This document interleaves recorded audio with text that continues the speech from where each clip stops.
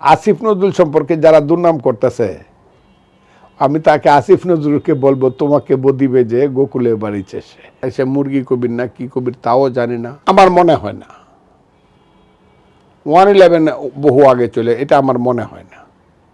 এটা সব মানুষ অনেক বেশি সচেতন, দুই দিক থেকেই সচেতন। সরকারও একটা সচেতনতা তাদের মতো করে আছে, কিন্তু তাদের মানুষের একটা রাজনৈতিক দলগুলোর একটা সচেতনতা কিন্তু আছে। এত কিছু করতে পারবে না এখন দেশে। আর মানুষের অস্ত্র ভয়টা কমে গেছে, বন্দুক দিলে দৌড় মারার ভয়টা কমে গেছে। কাজে বন্দুক দেখায় সবকিছু করা যাবে না। শাহরিয়ার কবিরকে মুরগি কবি বলা হতো, আসলে কি তিনি তখন মুরগি বিক্রি করতেন? আমি তার সম্পর্কে এত কিছু জানি না, আমি তার সম্পর্কে এত কিছু জানি না। তাই সে মুরগি কবির না কি কবির তাও জানি না।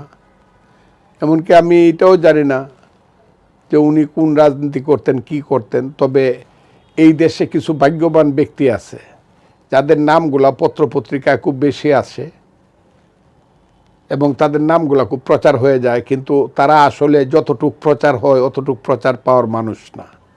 যেমন এখন ওই যে সমন্বয়কদের নাম যেভাবে প্রচার হইতেছে বাচ্চা ছেলে পেলেদের, এইটা দেশকে এত ক্ষতিগ্রস্ত করতেছে। এটা আপনারা বুঝেন কিনা আমি জানি না। কেন যে আপনারা এই যে পত্র পত্রিকা টেলিভিশনে এক একটা বাচ্চা ছেলে বাংলা কইতে পারে না, ইংরেজি কইতে পারে না, ইতিহাস জানে না, ভূগোল জানে না, 1 ঘন্টা ওদের বক্তৃতা শোনায়। আর আমি বলি হায় রে হায়, এরা এইরকম বক্তৃতা করে, এরা নাকি ছাত্রনেতা সমন্বয়, কি বক্তৃতা করে এরা। আর ইসলাম করলে তো এইভাবে কইতে হইব, যেভাবে ইসলাম করলে মানুষ তো এটাও কইতে পারে না। কাজে এই যে বাচ্চা ছেলেদের উপরে এই লাইট ফোকাস করতেছে, যে এটা দেশকে এত ক্ষতিগ্রস্ত করবে, দেশকে অন্ধকারে নিয়ে যাবে,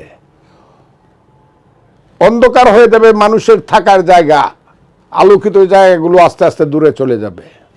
প্রেসিডেন্টের পদটা চুপ্পু না, প্রেসিডেন্টের পদটা হলো মোহাম্মদ শাহাবুদ্দিন, তাও না। প্রেসিডেন্টের পদটা হলো একটা ইনস্টিটিউশন। এটাকে সরানোর জন্য যে সংবিধানগত যে জিনিসগুলো থাকা দরকার সেটা বাংলাদেশে অনুপস্থিত।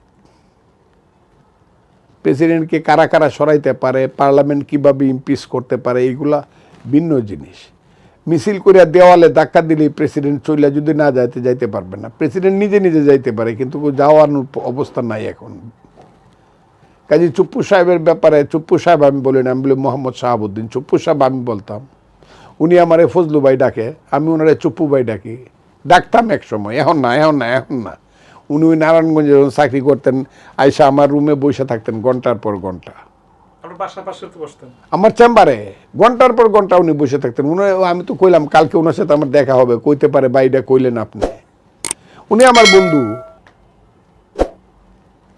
উনি মুক্তিযোদ্ধা ছিলেন, আমি মুক্তিযোদ্ধা ছিলাম। উনি দেরাদুনে ট্রেনিং করছে, আমি দেরাদুনে ট্রেনিং করছি, পাবনার টিম আমরা একসাথে ট্রেনিং করছি, কিশোরগঞ্জের টিম। I know him. সেটা অন্য কথা। রাষ্ট্রপতির পদটা এত ধাক্কা মারলেই পড়ে যায়। আর আসিফ নজরুল সম্পর্কে যারা দুর্নাম করতেছে, আমি তাকে আসিফ নজরুলকে বলবো, তোমাকে বদিবে যে গোকুলে বাড়িছে সে। নিজের হাতেই সৃষ্টি করেছেন, নিজে নিজেই সব কিছু সৃষ্টি করছেন আপনি। অধিক চালাকি করছেন উনি, আমার মনে হয়। আমি ওনাকে বুঝতে পারিনি, একসময় খুব বুঝতাম, কিন্তু এখন বুঝতে পারিনি। যদিও আমার সঙ্গে ওনার কোনো হৃদ্যতা নাই, বন্ধুত্ব নাই। আমার সম্পর্কে আমি তাকে রেসপেক্ট করি, যদিও উনি আমার 18 বছরের ছোট। আমি সবসময় বলি, আমি যেদিন আইএ পাস করছি ওই দিন ওনার জন্ম হয়েছে।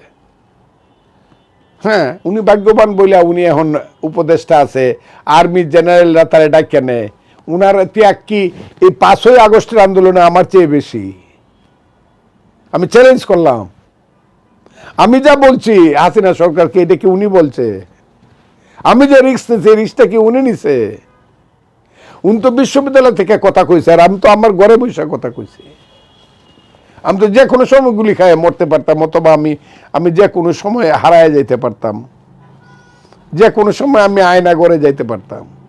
কিন্তু ওনারা ভাগ্যবান, ওনাদের বুদ্ধি বেশি। আমি হলাম বোকা, আমি কৃষকের ছেলে, তো কাজে আমি বোকা। আমার চাওয়া পাওয়াটা পূরণ হয় না। আমি চাইও খুব বেশি কিছু চাইও না। বাকি দুজন আলী ইমাম মজুমদার এবং মুস্তফা সরদার ফারুক এই যে এদের সাথে আলাপ করে লাভ কি? এরা হলো গেঞ্জি, নট শার্ট। এই যে আপনি যে শার্টটা গায়ে দিয়ে আসছেন, আপনি শার্টের চেয়েও গেঞ্জিটার দাম বেশি হইতে পারে, কিন্তু গেঞ্জিটা সবসময় শার্টের নিচে থাকে। আমলারা সবসময় রাজনীতিবিদদের নিচে থাকবে, সেই রাজনীতিবিদ যত ছোটই হোক, আমলা যতই বড় হোক। এদের সম্পর্ক হলো গেঞ্জি আর শার্টের মতো। কাজে এদের সম্পর্কে আমি কোনো কথা বলবো না। আমলারা কি রাজনীতি করব, কি মন্ত্রিত্ব করবো, এটা আমার আসে যায় না। আর মুস্তফা ফারুকের সম্পর্কে আমার ধারণা সাংস্কৃতিক জগতে তার যোগ্যতা আছে, এটা ঠিক আছে, সাংস্কৃতিক জগতে তার যোগ্যতা আছে, কিন্তু মন্ত্রী কেমনে হইলে এটা আমি জানি না, আমার জানার কথা না এটা, কারণ মন্ত্রী তো আর আমি বানাই না। তারা অভিনয়ে বা নাটকে যোগ্যতা আমি পছন্দ করি আর না করি। আগামী বাংলাদেশ কেমন হবে? আমি খুব আশাবাদী মানুষ, কিন্তু যেভাবে চলতেছে, তারা যদি বিনা কারণে, বিনা নির্বাচনে, বিনা ভোটে অনন্তকাল থাকতে চায়, যেটা বুঝতেছি আর কি, এই ব্যাপারে তাদের কোনো কথা নাই, তাইলে এই দেশের কপালে দুর্ভাগ্য আছে।